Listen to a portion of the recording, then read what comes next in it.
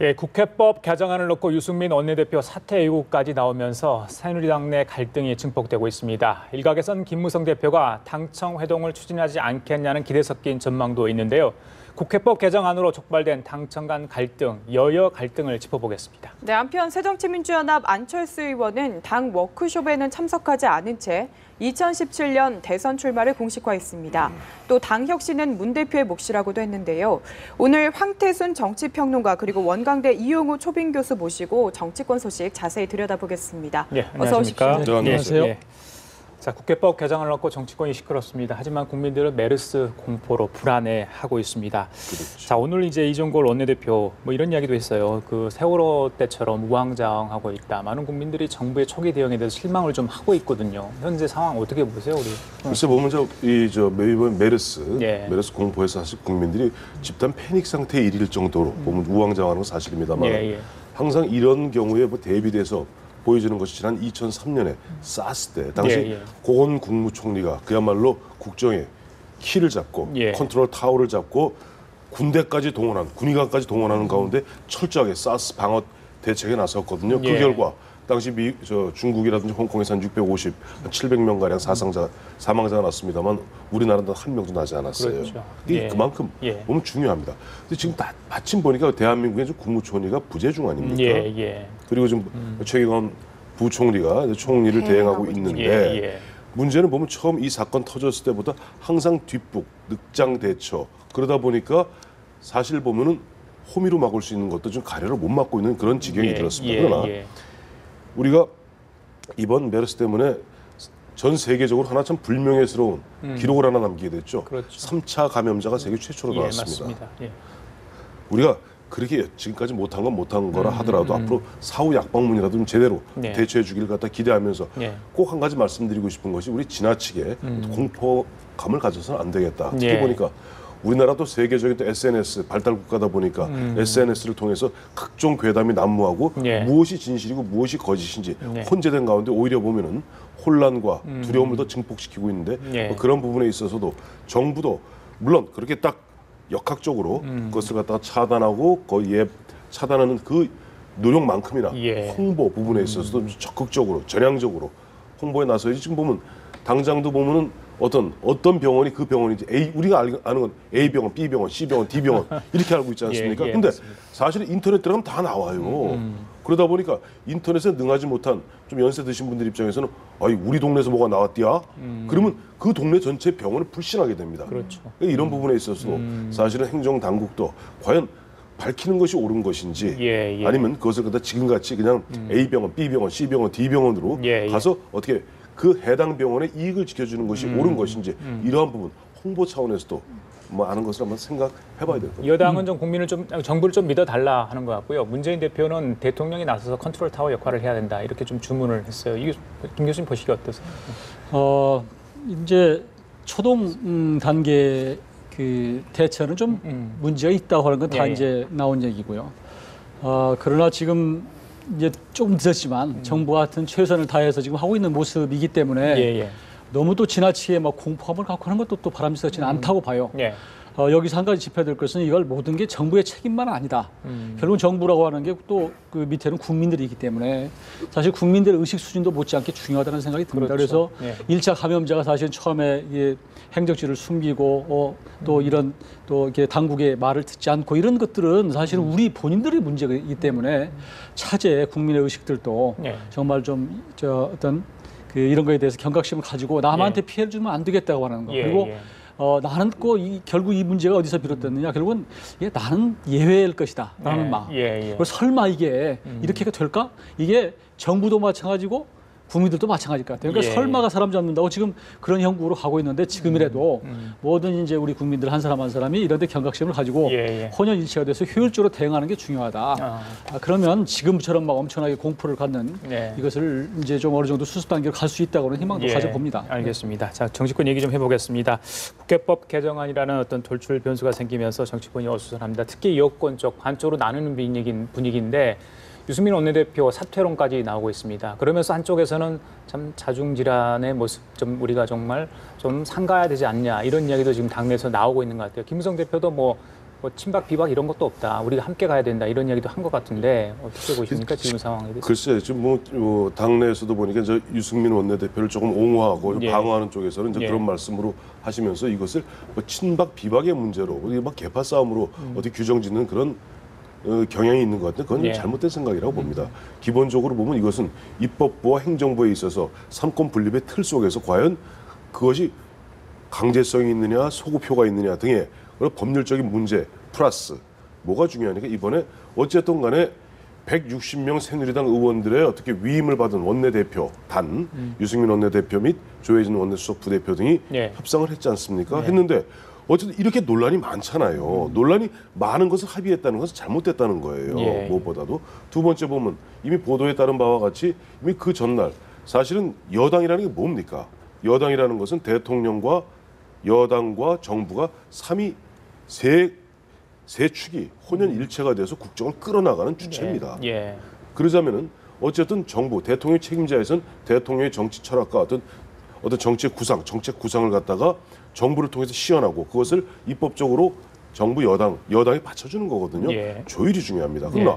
정부가 나가서 청와대가 나서 직접 야당하고 단판 찍을 수 없습니다. 그러니까 여당의 원내대표가 그 모든 것을 위임받아서 나가서 협상을 하게 되죠. 그런데 예. 현재 보면은 청와대에서는 아니다. 지금 공무원 연금법 개정안 이거 이번에 통과 안 시켜도 좋다. 그러나 국회법 개정안 이거 통과 안 됩니다. 이병기 실장이 연락을 했다는 거 아니에요. 물론 여러 차례 연락을 했는데 직접 유승민 원내대표가 통화 안 돼서 주변을 통해서 얘기했다는 거 아니에요. 예. 그리고 이미 내부적으로도 보면은 이것이 위원회 소지가 듬뿍 담겼다. 이미 5월 초에도 한번 운영위에서 그 문제가 제기돼서 덮어졌던 부분이거든요. 예. 그때도 야당도 위원 소지가 있다 그래서 흔쾌히 함께 덮었던 사항을 갖다가 28일 만에 다시 그것도 내일 원래 28일 24시까지 회의 아니었어요. 그거 갖다 회의 늘려가면서 28일 저녁 7시나 되어서 청와대도 이상하다. 뭐가 이상하다. 그래서 이건 아니다. 연락했다는 거 아닙니까? 예. 근데 문제는 더 큰 문제는 새누리당 의원 160명 의원들이 네. 의총 등을 통해서 제대로 설명을 못 받은 거예요. 그러니까 새누리당 의원들 입장에서는 대통령의 그야말로 대통령이 목숨을 걸다시피 하고 있는 네. 공무원 연금법 개정안 이것만 통과시키면 되는 모양이다. 뭐 보니까 뭐 변호사 출신들 법률가 출신들 아이고 뭐 위원 소지가 있는데 네. 수군 되는데 또 다른 또 변호사 출신 또 모 의원은 그거 없는데 이 논란이 이미 있는 거예요. 그렇다면 공청회 한번 안 거치고 그런 식으로 뚝딱 해갖고 의원들은 그게 무슨 내용인지도 모르고 그야말로 뭐 국회라는 게 보면 우리가 생각하듯이 모든 의원들이 꼼꼼히 안 봅니다. 왜? 우리는 국회 운영을 상임 시스템으로 하거든요. 그렇죠. 본회의는 그냥 후닥닥 지나가요. 예. 그러다 보니까 211명이 찬성을 했는데 거기서 대통령이 이제 거부권까지 행사하겠다라는 것을 시사하는 이런 지경에 이르렀다면은 사실 유승민 원내대표는 야전 사령관으로서 협상의 최고 책임자로서 사실 자격이 없는 거죠. 그러니까 책임론은... 이것을 갖다가 갖고 친박 비박의 뭐 개파 싸움으로 몰아간다는 것은 오히려 보면은 옳지 않은 방향이라고 봅니다. 협상을 주도했던 유 원내대표가 책임이 좀 있다 이런 이야기이신 것 같고요. 자, 이 교수님, 그 유 원내대표는 정작 좀 말을 아끼는 것 같습니다. 입장을 밝힐 기회가 좀 있을 거다 이렇게 했는데 지금 시점에서 어떤 태도를 취한다고 보세요? 저는 진짜 유 원내대표께서 그렇게 말씀하셨으니까 이제 본인의 입장을 언젠가 얘기를 하겠죠. 그리고 국민의 여론이나 또 여권이나 당 내부 그리고 청와대 기류들을 좀 충분히 종합을 하겠죠. 그런데 이제 유승민 원내대표를 사퇴하라고 하는 얘기가 친박에서부터 나오고 있는데 이게 자중질환이냐 이렇게 이제 아까 조금 전에 말씀을 하셨지만 제가 보기에는 이제 국회법 개정안이라고 하는 게 이런 정도의 파괴력이 후폭풍이 있는지를 몰랐거든요. 그럼 막상 하고 나서 이게 엎질러진 물이 됐는데 그럼 이걸 수습해야 할 거 아니에요. 그러니까 지금의 여러 가지의 백화 제방의 논의는 결국은 어떤 사태를 수습하기 위한 사실은 진통 과정이다 이렇게 봐야 될 것 같고요. 그러나 이걸 사태를 수습하려면 누군가 책임을 지는 모습을 보여야 되는데 그러면 국면 전환을 해야 될 거 아니에요, 누군가. 그래서 그런 차원에서 보면 제일 좋은 게 사실은 그 어떤 누군가 책임지는 모습, 그러니까 희생양 나쁘게 보면 이런 게 필요하다고 봐요. 거기에서 누가 지금 할 수 있겠어요. 그러니까 지난번 그 공무원 연금 문제와 국민연금 50% 이 부분 갖고 논의했을 때는 결국은 조윤선 정무수석이 그 당시 이제 결과적으로는 이제 물러난 형식이 됐는데 이것도 마찬가지로 어떤 국면전을 하기 위해서는 불가피하게 그렇게 갈 수밖에 없다. 그런 이제 그게 기류가 나오는 것이 청와대 같은 경우도 벌써 지금 당정청 조정회의 예. 이거 지금 유승민 원내대표가 좌장이 돼서 하는 건데 안 하겠다는 거 아니에요. 그러니까 유승민 원내대표를 벌써 이제 사퇴하라 이게 사실은 간접적으로 압력을 넣는 거고 예. 거기에 친박이 그런 얘기를 하고 있는 것이고 그런 차원에서 보면 지금 거부권을 행사하든 아니든 간에 제가 보기에는 유승민 원내대표가 적절한 시기에 사퇴할 수밖에 없는 국면으로 간다 저는 그렇게 봅니다. 네, 좀 희생양으로 유 원내대표가 될 것이다 이런 이야기신 거죠. 생략이라고 하는 게 적절치 않을지 모르지만 여간 책임지는 모습을 보일 수밖에 누군가 없다. 책임을 져야 된다. 네. 네, 그런데 일단 김무성 대표는 유 원내대표를 감싸긴 했습니다. 그러면서 좀 당내에서 김무성 대표가 좀 나서서 당정 회동을 추진을 하고 이렇게 사태를 봉합하길 바라는 목소리가 나오고 있는데요. 청와대가 워낙 회의적이에요. 어떻게 보십니까? 청와대로 봐서는 회의적일 수밖에 없죠. 지금 보면 유승민 원내대표 원래 이제 그 원내 대책이니까 유승민 원내대표가 좌장이 돼서 정책 점검을 해왔던 거 아닙니까? 그런 부분에서 갑자기 그러면 김무성 대표가 유승민 원내대표 살리겠습니다. 대통령님 저 좀 만나시죠. 말이 됩니까? 그러니까 지금 김무성 대표가 나서서 될 일도 아니고 예. 김무성 대표 입장에서는 그렇다고 어쨌든 당내 엄존하는 유승민 원내대표를 둘러싼 여러 가지 목소리에서 어느 편도 들 수 없는 거예요. 예, 그러니까 예.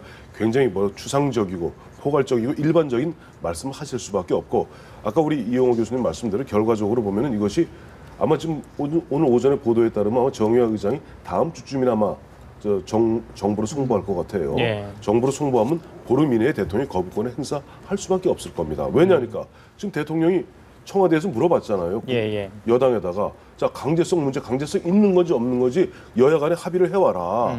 한 목소리를 내와라. 왜? 지금 강제성 문제에 대해서도 여당 내에서도 비박은 뭐라고 그러냐니까 이거 강제성이 있다. 아니죠. 친박은 강제성이 있다. 지금 원내대표를 비롯한 비박은 강제성 없다. 뭐 사실 임의 조항이다. 훈시 조항이다. 이렇게 나오고 한번 그거 갖다가 야당한테 한번 물어보세요. 이종걸 원내대표 펄쩍 뜁니다. 무슨 소리냐. 법이라는 게 그렇게 훈시 조항으로 그냥 그래도 되고 안 그래도 되는 거는 우리 못하러 법 만들었느냐. 이건 반드시 강제 조항이다. 그리고 아예 이번 기회에 각 상임위별로 지금 시행되고 있는 시행을 싹 점검해갖고 예. 모법 법률에 어긋나는 시행을 다 갖고 와라. 시범적으로 14개. 대통령이 지금 했죠. 대통령의 그 공약사항인 누리사업 포함해서 14개 뽑아내지 않았습니까? 자, 이런 마당이면 대통령 거부권 행사할 수밖에 없을 겁니다. 왜? 예. 우리가 거부권이라는 게 대통령 거부권이 뭐 큰 뭐 진짜 야당의 뭐 의원 표현대로 뭐 야당과 그 입법부에 대한 전쟁 선포다 아닙니다. 왜냐하니까 우리는 저 헌정 재헌 국회 이후에 지금 19대 국회까지 예. 72건의 거부권 행사되었어요. 거기 물론 거기서 5대 국회 같은 경우 조금 다른 그거는 이제 민의원 참의원 간의 예, 거부권 행사 8건이 예, 있습니다만 예. 그다음 미국 같은 경우는 순수 대통령제를 지향하는 미국 같은 경우는 보통 대통령 4년 내지 8년 임기 중에 600건 300에서 600건 정도 거부권 행사합니다. 그거 왜 그럴까요? 예. 국회의원이라는 사람들, 미국의 연방의원도 마찬가지입니다만은 표를 생각하기 때문에 늘 보면 좀 인기 영합적인 법안들을 많이 만듭니다. 예. 그러니까 국가 전체에 있어서 재정의 문제라든가 균형의 문제라든가 이런 것보다는 좀 지역구에 의존되어 있고 자기 어떤 정파의 어떤 이해관계에 관계되는 그런 예. 포퓰리즘적 입법들을 만들기 때문에 그것을 놓고 국민들로부터 최종적 위임을 받은 대통령은 예. 거부권 행사에서 이와 같은 법은 못 받겠다 예. 하고 그 거부권 행사하는 것은 국민에 대한 국민으로부터 위임받은 신성한 의무입니다. 예. 그래서 이번 같은 경우도 문제가 있다면 대통령은 제의 요구를 해야 되는 거예요. 예. 대표적으로 보면 2013년 이명박 당시 대통령이 퇴임 직전에 택시법에 대해서 거부권 행사했습니다. 네, 맞습니다. 그때 220명이 택시법에 대해서 찬성했었어요. 사실은 2012년에. 그러나 국민 여론이 원치 안 좋아서 이 택시법이 안 된다. 예, 예. 이거 어떻게 택시가 대중교통이냐. 그때 이명박 대통령 과감하게 보면 택시 그 거부권 행사했고 그것대로 여야 공의다 입법부에서 받아들여서 그냥 없어졌습니다. 법이. 그와 같이 이번 법도 박근혜 대통령 거부권 행사했을 때 예. 문제는 그랬을 경우 여태까지 협상을 주도해온 예. 여당의 유승민 원내대표 어떤 행보를 취해야 될 것인가. 예. 진짜 본인의 심사숙고와 현명한 선택이 남아 있습니다. 교수님, 그 이제 본회의 얘기까지 하셨는데 거부권 이게 이제 본회의로 가서 재의결되잖아요. 그렇다면 박근혜 대통령이 탈당을 할 수 있다 이런 얘기가 이제 어제부터 서서히 좀 흘러나오고 있는데 가능하다고 보세요? 지금까지 이 대통령 임기가 예. 절반도 채 지나지 않았는데 그런 얘기 나온 적은 없었죠. 근데 그만큼 굉장히 이제 이번 상황이 중대하다고 하는 것을 얘기하는 것 같고요. 또 가정을 어떤 뭐 이렇게 이미 거부권 행사한 것도 아닌데 그 가정을 가지고 예단하기는 좀 빠른 것 같습니다. 그런데 조금 전에 얘기했던 김무성 대표가 이제 유승민 원내대표를 많이 감싸고 이런 것은 저는 그렇게 봅니다. 가장 이제 부모가 애들을 야단칠 때 사실은 그 아버지는 험하게 꾸짖고 어머니는 사실 좀 감싸야지 애가 좀 듣거든요. 근데 제가 보기에는 청와대나 친박 쪽에서는 사실 압력을 가하고 그러나 이제 김무성 원내대표는 유승민 원내대표를 사실 소프트 랜딩하면서 사실은 사퇴를 시켜야지 또 가속에 그럼요 반발하게 되면 정말로 자중질환이 생기는 거거든요. 그러니까 유승민 원내대표로 봐서도 또 할 얘기가 많이 있을 거예요. 사실 말 않고 있는 게 저는 높이 평가할 일이라고 생각해요. 예를 들어서 정말 거기는 뭐 입이 없어 얘기 않겠습니까? 사실은 많죠. 공무원연금 개혁 이거 하라고 해서 계속 압박을 가했고 시한까지 줘서 했던 거 아닙니까? 그래서 본인은 그게 이제 방점 있는 걸로 알고 사실 불가피하게 했는데 허울하니까 이제 융단 폭격을 당하는 거 아니에요? 뭐 곳곳에서 할 일은 많겠죠. 근데 그러자 할 얘기 많게 그런데 그런 상황에서 이제 김무성 대표가 잘 감싸 안아서 또 어떻게 보면 이제 그 여당의 가장 같은 역할로서 이제 잘 수습을 해나가는 모습이 저는 뭐 나쁘지 않다고 보여요. 나는 책임 없다 김무성 대표 이렇게 할 수는 없는 거 아니겠습니까? 그렇죠. 여당이 이렇게 좀 시끌시끌한 상황에서 새정치민주연합에서는 이런 이야기를 했습니다. 만약에 대통령이 거부권을 행사를 해서 국회가 파행을 하면 이게 청와대의 책임이다. 이런 입장을 내놓았거든요. 이 발언에 대해서 어떻게 생각하십니까? 그게 어느 나라 논리래요? 제가 앞서 말씀드렸잖아요. 거부권은 헌법 53조 1항에 따라서 헌법상 대통령에게 국민들이 위임한 신성한 권리입니다. 왜냐하니까 입법부가 신이 아니지 않습니까? 입법부도 보면 앞서 말씀드린 대로 악법을 만들 수가 있어요. 그 악법을 만들었을 때 보면 대통령은 대한민국 전체 국민으로부터 위임받은 사람은 대한민국에 딱 한 사람밖에 없습니다. 대통령입니다. 국회의원들이 20만 설량에 불과할 뿐입니다. 그러니까 대통령은 국가 전체의 대표자로서 국민들로부터 받은 그 권한을 갖고 행사를 해야 됩니다. 앞서 말씀드렸잖아요. 미국 같은 경우 순수 대통령제를 지향하는 미국 같은 경우는 대통령 임기 4년 8년 중에 300건에서 600건 정도 거부권 행사함으로써 균형을 맞추는 겁니다. 그러니까 그것이 아니 대통령이 그렇게 왔을 때 자 이것을 제의해 주십시오 하고 표결에 제의 요구한 것이 어떻게 그게 파탄이 되는 겁니까? 저는 야당의 그런 논리는 그야말로 정치 공세에 불과하다고 보고 실제 보면은 우리가 6대 국회 그러니까 예전에 민주당 정권 빼고 6대 국회부터 보면 19번에 걸쳐서 대통령이 거부권 행사하는데 거부권 행사한 것을 국회에서 재의결한 게 딱 한 번 있습니다. 그게 2003년 11월에 노무현 대통령 당시에 노무현 대통령이 뭐라고 그러냐니까 노무현 대통령 측근 비리 뭐 기억 생생하실 겁니다. 뭐 최도술 기억 생생하시죠? 그 측근 비리에 대해서 당시 민주당, 한나라당 해서 특검법을 갖다 만들어서 정부로 보내니까 노무현 대통령이 거부합니다. 거부권 행사하니까 기억하시겠습니다만 최병렬 당시 한나라당 총재 대표가 단식 투쟁에 들어갑니다. 그런 상태에서 재의결했더니 압도적으로 갖다 재의결해 버렸어요. 그러니까 재의결하는 순간 그건 대통령도 꼼짝없이 그때는 공포를 해야 됩니다. 그때 기억이 생생합니다만은 그 자리에 서 있던 정부 측에 강금실 법무장관 얼굴 허해갖고 밖으로 뛰어나가고 다음에 김근태 원내총무라고 그랬습니다. 2003년에는 원내총무 진짜 얼굴이 사색이 돼갖고 뛰어나갔던 기억이 생생한데 그때 노무현 대통령이 할 수 없이 그걸 받아들였는데 그 한 번을 빼놓고는 나머지는 보면 재논의하는 가운데 문제가 있으면 폐기하거나 아니면 또 하나 방법이 있어요. 이 문제가 있으면 수정 입법을 하면 됩니다. 대체 입법을. 그렇죠. 그런 방법이 여러 가지 있기 때문에 그런 식으로 야당에서 어떻게 보면 비몽사몽간에 법 통과시킨 것 같고 이거 아니면 안 된다는 식으로 제1 국회 선진화법 2의 제2의 국회 선진화법으로 뭐 보면 정치 공세를 펴겠다는 것은 옳은 자세가 아니라고 봐야 되겠죠. 자, 정부 쪽으로 송부가 한 5일 정도에 된다고 하는데 늦어질 수 있고요. 그 기간에 어떤 재협상이 이루어질지는 지켜봐야 될 것 같습니다. 그래서 이번 주가 좀 고비가 될 것 같습니다. 자, 안철수 의원 얘기 좀 해볼까요? 2017년 대선 나오겠대요. 나오겠습니다. 라디오에서 이런 이야기했어요. 의원 워크숍을 가지 않고 라디오 방송에서 이걸 했는데 안 의원의 행보 어떻게 보세요? 지난번에 혁신위원장 고사까지 하면서 그랬는데 저는 이번에 대선에는 뜻이 있나 봅니다. 아니 네. 안철수 의원이 예. 역시 초선의 아마추어는 맞아요. 그래요? 왜냐하니까 예. 그 전날 어제 보니까 모 방송에서 고려대학에서 한 2시간 특집 방송한 모양인데 예. 그 강의 전날 누굴 만났죠? 정대철 상임고문을 만났습니다. 맞습니다. 정대철 상임고문은 계속 분당하자고 보면 바람을 잡으시는 분이거든요. 지금 어차피 친노하고는 같이 못 간다. 괜히 시간 끌 거 아니다. 적당한 시기에 빨리 갈라서자라고 지금 대체정당을 만들자고 나서시는 분이 정대철 고문이신데 그분 때는 당 대표 하셨죠. 그분이 마침 그 전날 안철수 의원하고 두 분 만났는데 이미 알려졌죠. 그 정대철 고문이 그랬다는 거 아니에요. 어이, 저 안 대표, 다음에는 좀 마음 단단히 먹고 좀 하셔야지. 예, 그래. 다음엔 절대 중간에 포기하지 마. 그 뭘 의미하는 걸까요? 자, 우리가 도와줄게. 가로 열고 가로 닫고. 이런 비노들이 도와줄게.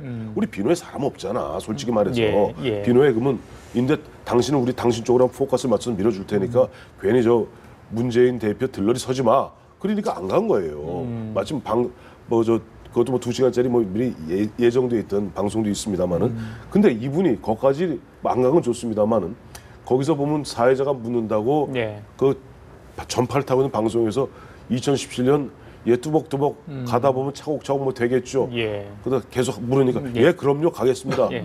그러니까 아마추어라는 얘기를 듣죠. 그렇게 왜 그 카드를 까보입니까? 그렇죠. 신중하지 못했다. 자, 교수님 하신 말씀 있을 것 같아요.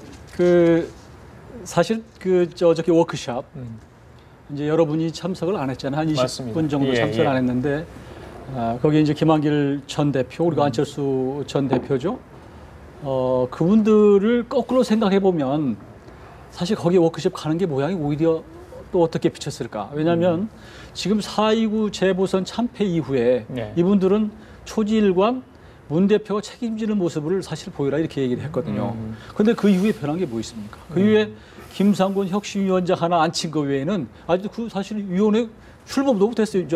위원도. 그런 상태에서 이제 국면전을 해서 다시 워크숍을 갔는데 거기에 아무 일도 없었던 듯이 가 있는 게 모양이 맞느냐라고 하는 부분도 생각해 볼 필요가 있어요. 그러니까 그 김한길 전 대표 같은 경우는 4.29 재보선 참패 후에 그 당시에 이제 그 수습책 논의하기 위해서 사선 중진들을 모임 한번 초청했는데 그때도 독감이 걸렸다고 안 갔거든요. 근데 어제도 독감이 또 예, 결정적인 안 가시는데 하여튼 그분들은 그런 정책 입장이 있었고 또 이 김한길 의원 같은 경우는 최근에 SNS에다가 사실 친노 쪽 아마 그 지지하는 아마 이 밑에 그 지지자들께 열성, 막 가족들을 엄청나게 공격하고 이런 걸 해서 하소연하고 그러지 않았습니까? 그러니까 본인의 심정이 예. 가서 지금 거기 가서 있고 싶은 심정이겠는가 이런 생각도 들고 어차피 정치는 그러나 이제 이런 참석하고 참석하지 않고 있는 것을 통해서 네. 본인의 메시지를 전한 거거든요. 예, 예. 그러니까 안 의원님이나 저 김한길 전 의원은 아직도 문재인 대표를 대표로서 책임지는 모습을 보이라고 하는 입장이 변함이 없다라고 하는 생각이 들고요.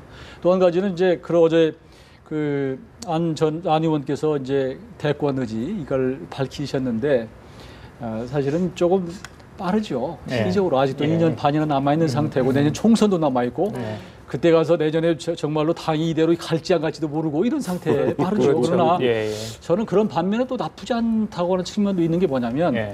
적어도 대권을 하겠다는 분은 사실은 미리 그 의지를 가지고 피력할 필요는 있어요.